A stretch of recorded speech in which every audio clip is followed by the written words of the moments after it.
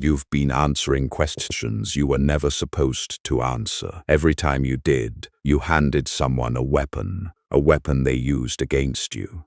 You just didn't see it happen. Think about the last time someone asked you something personal. Maybe it was your boss, your partner, or someone you thought was a friend. They asked, you answered, and you were honest.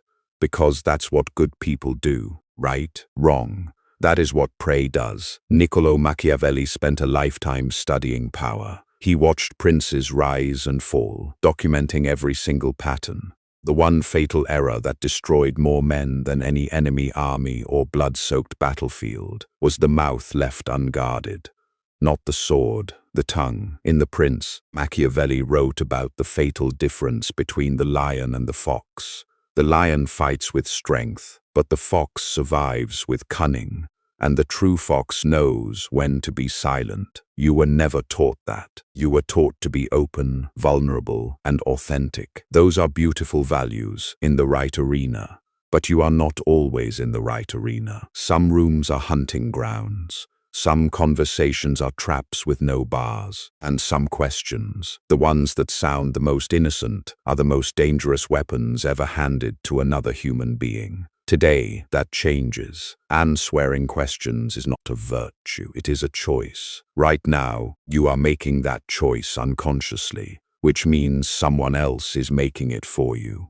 Every unguarded answer is a covert contract you never signed. You give information, they give you the illusion of connection, and when the moment comes, they spend what you gave them. This is not pessimism. This is surgical realism. Here is what you are going to learn today. 5 questions you must stop answering. 5 traps disguised as small talk, intimacy, and honesty. 5 ways power drains out of you every single time you speak when you should be silent. Number 1, the question that maps your insecurities. Number 2, the question that extracts your bottom line. Number 3, the question that dismantles your alliances. Number 4, the question that poisons your self-perception. Number 5, the question that reveals your next move before you've even made it. 5 questions. 5 silent assassins. Let's begin. Someone asks you this. Maybe not directly. Maybe it sounds like, what's your biggest weakness? Or, what do you struggle with most? Or the velvet-gloved version. What keeps you up at night? It sounds like care. It sounds like intimacy. It is a diagnostic tool. When you answer this question, you don't just share a feeling. You hand over a map, a precise, detailed map of every soft spot in your psychological architecture. Every wall that isn't fortified, every door left unlocked. A hyena doesn't attack the strongest animal in the herd. It circles, watches, and waits until it identifies the limp, the wound. Your answer to this question is the limp. Machiavelli wrote that men are so simple and so ready to obey present necessities that one who deceives will always find those who allow themselves to be deceived. That deception begins here, with the question that sounds like empathy but functions like reconnaissance. Does this mean no one asks out of genuine concern? No, some people love you, but the brutal truth is that you cannot always tell the difference in the moment.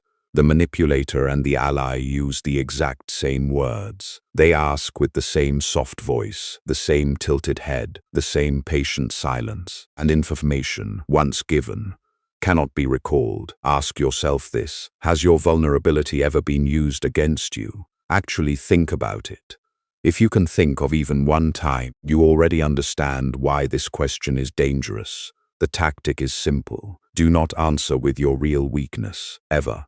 Not in professional contexts, not in new relationships, and never with people whose loyalty is unproven. Instead, deploy the strategic redirect.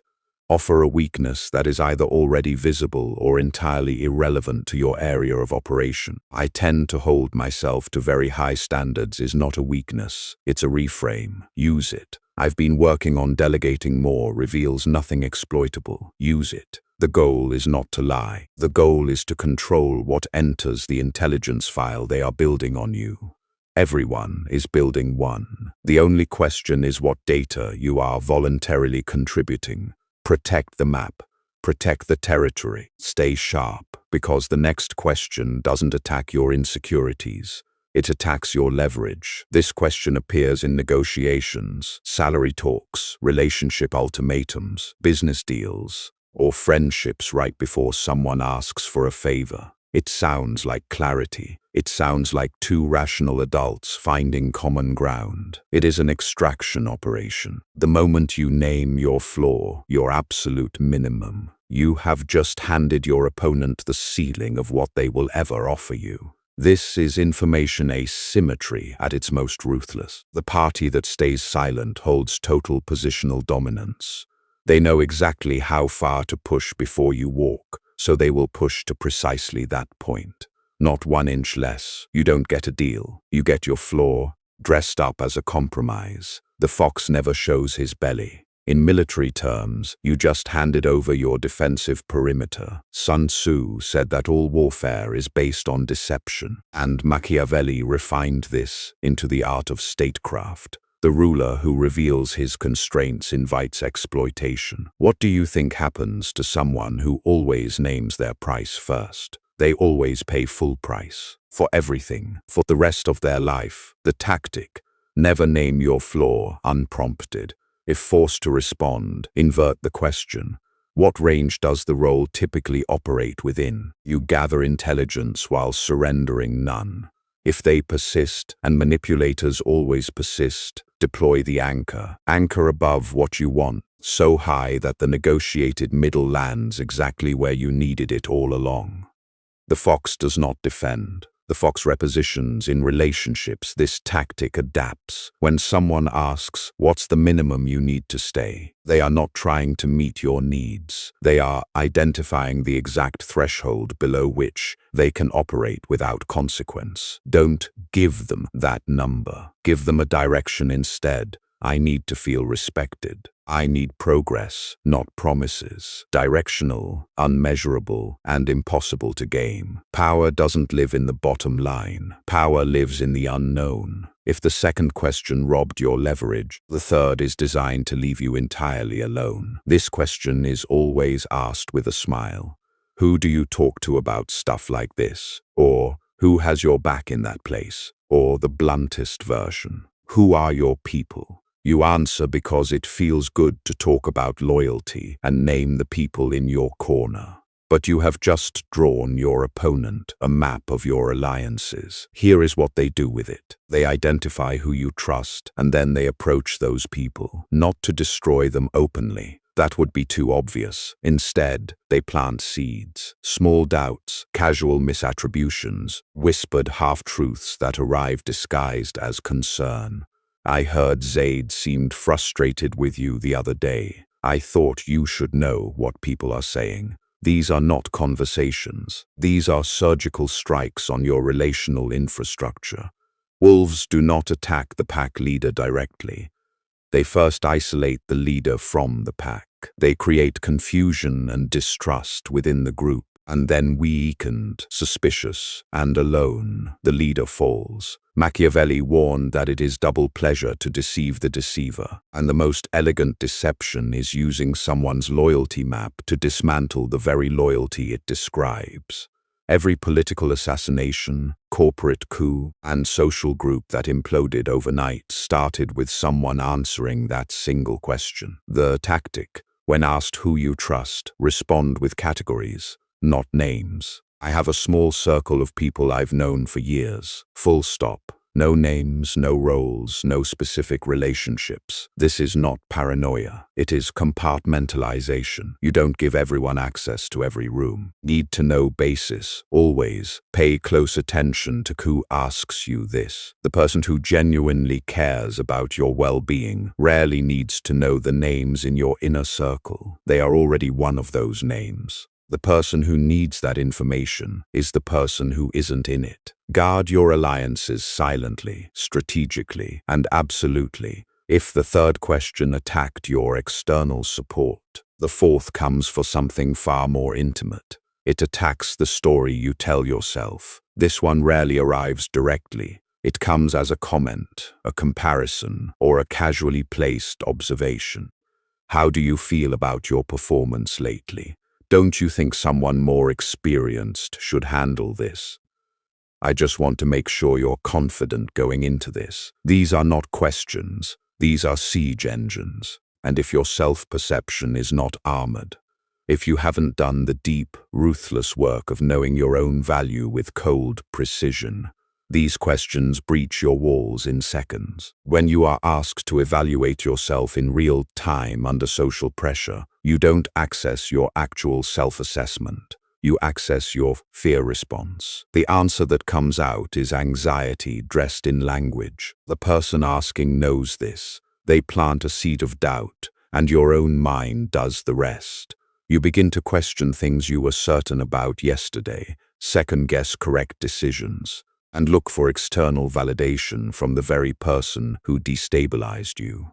Now they control your internal state. The lion does not ask the hyena whether he is fast enough to hunt. The lion knows. His identity is not constructed from external opinion. It is formed in private, in the cold assessment of his own capabilities. Machiavelli observed that it is not titles that honor men, but men that honor titles. Identity is internal. Authority is internal. Competence is confirmed by you, not validated by those who question it.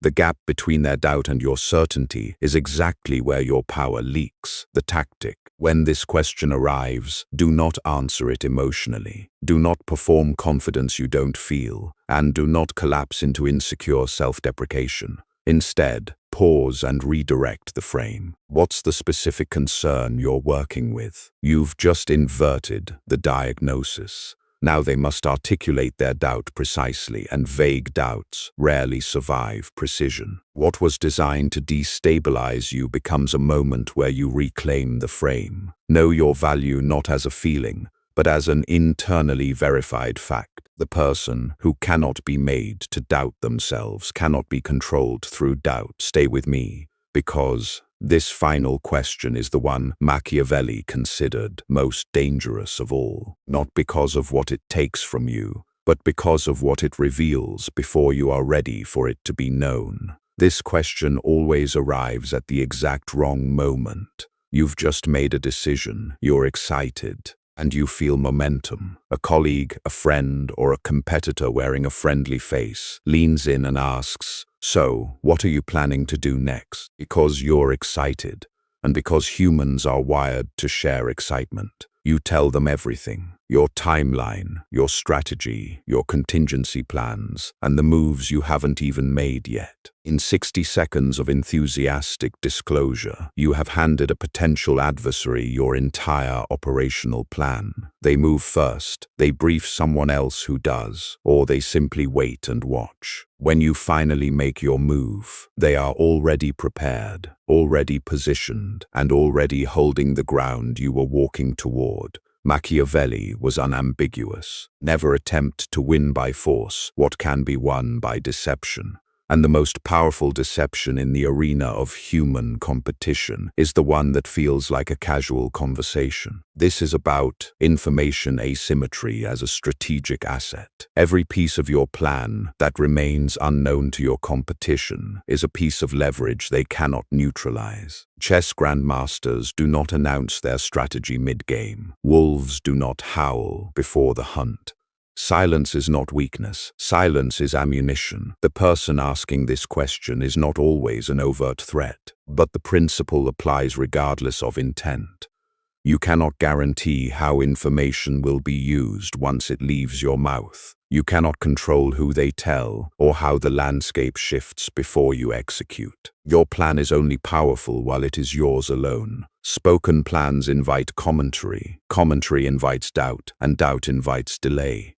In the arena of opportunity, delay is almost always fatal. Robert Greene put it simply, always say less than necessary. Less than necessary. Not hostility, not paranoia, just less the tactic. When asked about your next move, respond with the past or the present, never the future. Right now, I'm focused on executing what I've already started. I'm finishing something before I think about what's next. These are true statements that reveal nothing forward-looking. They create the impression of measured, deliberate action.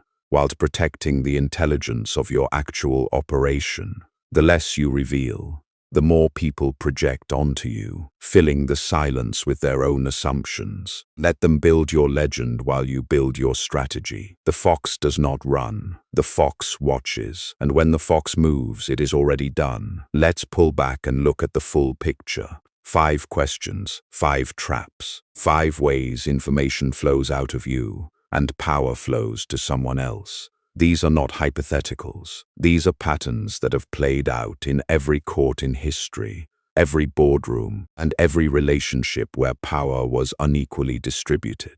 Machiavelli documented them not to teach cruelty, but to teach survival, to teach you that the world does not reward openness unconditionally. It rewards strategic intelligence. You now have intelligence that most people will never receive. But knowledge without application is merely interesting. The person who finds these principles interesting but does nothing with them will walk right back into the same conversations next week, falling into the same traps and unconsciously transferring their power away. The cost of inaction is your career trajectory, your negotiating position, and your internal authority. You have a choice today. You can return to open, unguarded conversations with people whose motivations you cannot fully verify, or you can make one decision right now to start protecting your information like it has value. Because it does. Every word you speak in a high-stakes environment is a unit of currency. Spend it deliberately, or watch it drain. If this gave you something real today, subscribe. This channel is building a library of strategic intelligence that will compound over time, and every video is a new weapon in the arsenal. Turn on notifications so you don't miss what's coming. Because next, we go even deeper into the psychology of silence and how the most powerful people in history wielded what they didn't say as their primary instrument of control. Before you go, think of the one question from today's list that has been used on you. The one where, looking back, you now see exactly what was happening. Write, "I see the trap" in the comments below. That's not just engagement. That's you marking the moment you stopped being prey. The fox survives because the fox watches first. Start watching.